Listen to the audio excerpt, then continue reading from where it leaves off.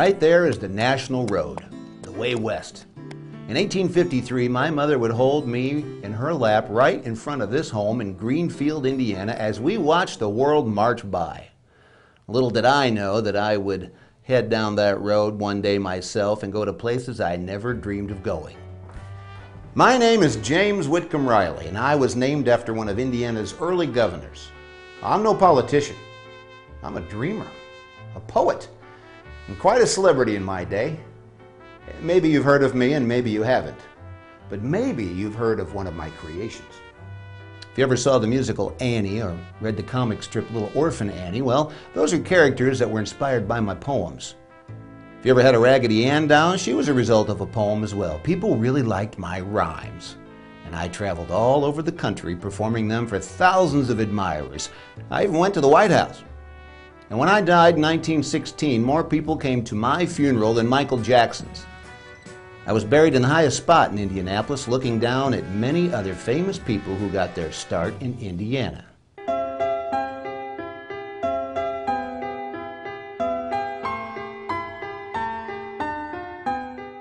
I started right here. I grew up in this house with my father, Reuben. He was a lawyer and a Civil War veteran. He also was elected the very first mayor of the city of Greenfield. He wanted me to be a lawyer too. But that wasn't for me, and that was the beginning of quite a few disagreements. My mother, Elizabeth, she was the one who inspired me. She was very superstitious and told me and my 5 siblings lots of spirit stories about fairies and ghosts. She taught me to read right here at home, and that was a good thing. I wasn't much of a student. School was really a problem. I didn't like it, but I did like to read. Charles Dickens was a favorite. My friends and I, we pretended that we were wild boys running through the streets of London, only we were running through the streets of Greenfield. We were going out to old Aunt Mary's. I wrote a poem about her. She used to love to cook for us, and we loved to eat. We swam in the old swimming hole. I wrote about that too, and we had lots of adventures, at least in my mind. My brothers and I shared an upstairs bedroom. That's where we had the secret rafter room with the glowing eyes. And they're still there too. You can come and visit and see the goblins. Did you see them?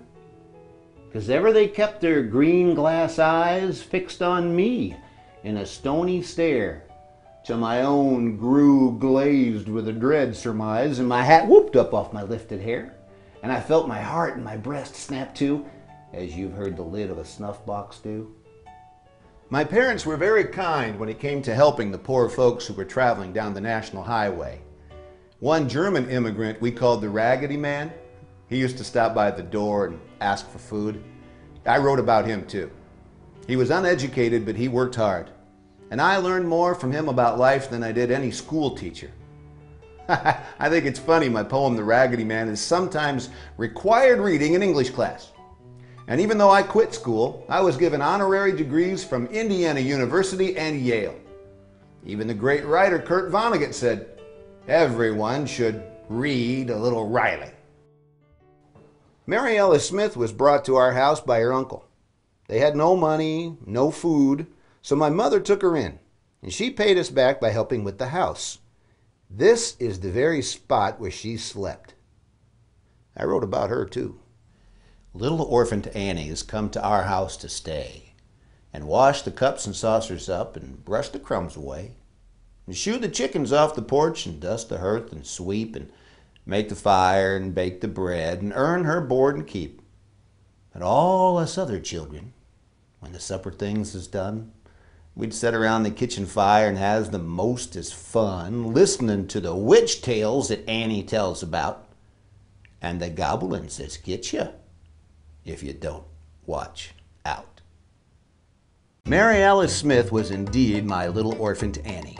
She and the other characters I created took me from what some people called a shiftless, lazy boy who dropped out of school to a wealthy celebrity living in a mansion in Indianapolis, publishing books of poetry and performing in the great theaters of America. including Madison Square Garden in New York City. I was on the same bill with Mark Twain, and he called me the funniest man in America. It wasn't all easy, though. At one point in my life, my childhood home was lost. When my father returned from the Civil War, he was partially paralyzed and never fully recovered. We lost our home when Father couldn't pay the taxes. I promised my mother that when I could, I would buy it back, and I did just that. Even though I earned lots of money in my career, I never took it for granted. I also fought many of the same demons that today's celebrities face. Addiction, poor health, financial problems. But people still love my writings. And in the long run, they lifted me up, and I became known as the Hoosier Poet, the most widely read poet in America.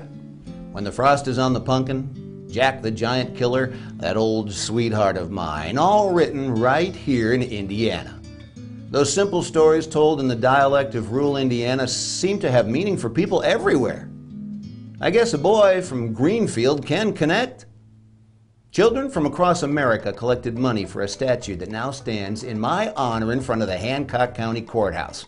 And in Indianapolis, I'm proud to say the Riley Children's Hospital is my namesake. I still come home to Greenfield in spirit. I am so glad this house and many of our possessions are still here. The furniture my father made with his own hands, and the Bible my mother read to us from, and the glowing eyes in the rafter room. This is the globe that I would use on the occasion when I did study. As a boy, I never dreamed of the places I would go. And now, when I'm away, I can keep track of my old Greenfield home on my smartphone. Yes, I have a smartphone. I just go to the website, and I can see all of the scheduled events that are happening. Sometimes I Google my own name, James Whitcomb Riley. After all these years, I cannot believe all the websites that are all about me. So, if you want to see where it all started, then welcome to Greenfield in my boyhood home. Maybe you'll be inspired.